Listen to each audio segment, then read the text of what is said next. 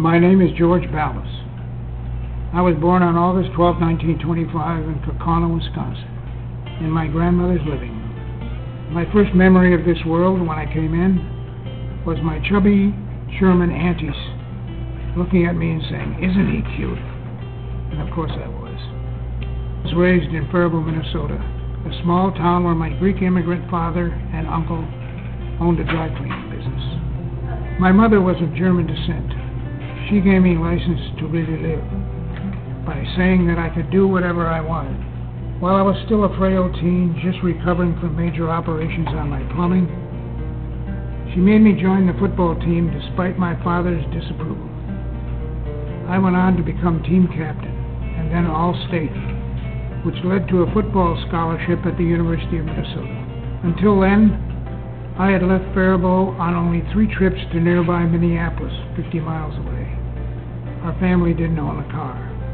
So my parents proudly put me on a bus to Minneapolis to sign up for the university, where I was offered a free room at the fire station as part of my football scholarship. It was exciting for this small town kid.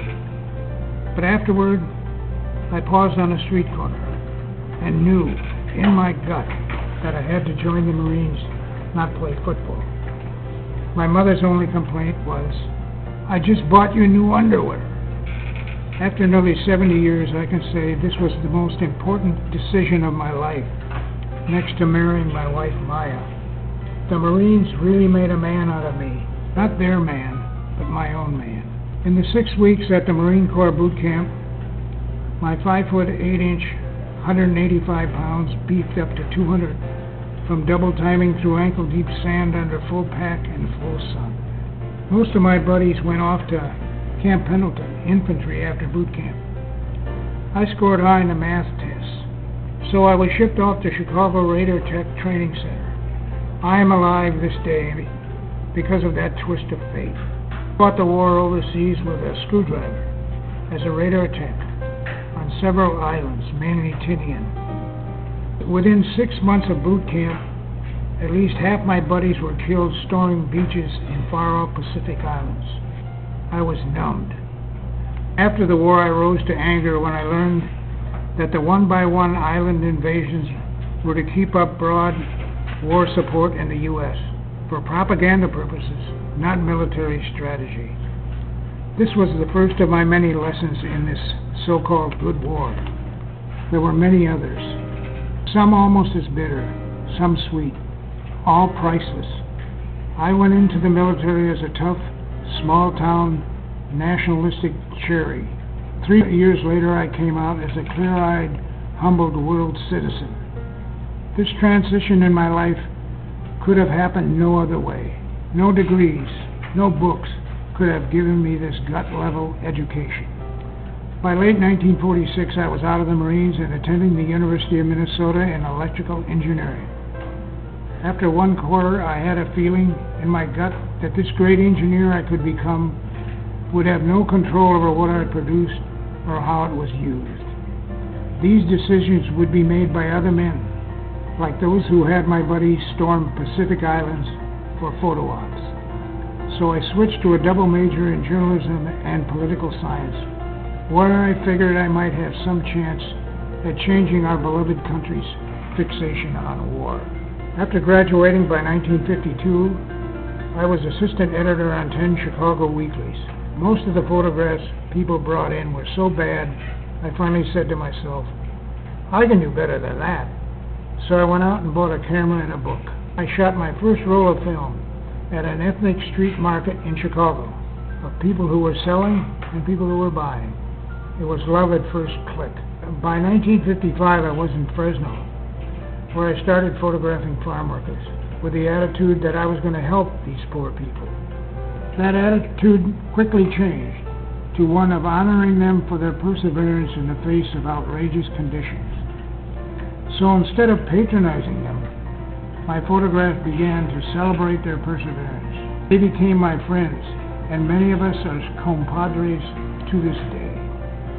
I went on to work with Indians in Northern California, blacks in Oakland, Chicanos in Santa Fe, New Mexico, and in Mississippi with the Civil Rights Movement as an organizer and photographer. I see my photography as a cooperative effort between me and the people who are in the pictures.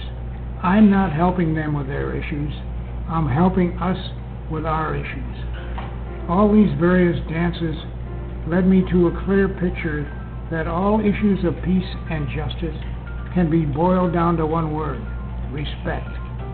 Respect for ourselves, respect for each other, respect for all aspects of Big Mama, the Earth, respect for all our relations.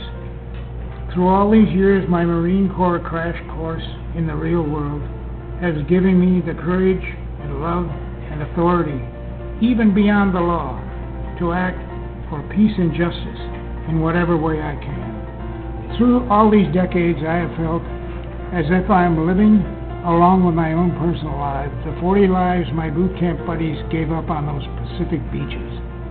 With all these lives, I am honored, blessed,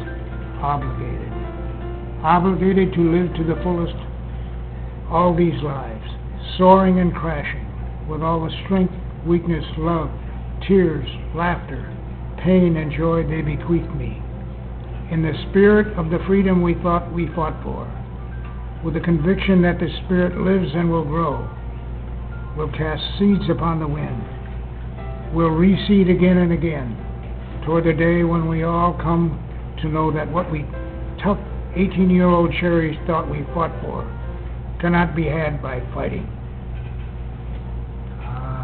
We don't know when justice gonna come. We don't know when freedom will be won.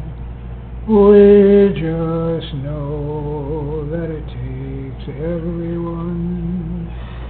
We just know our dance is far from done.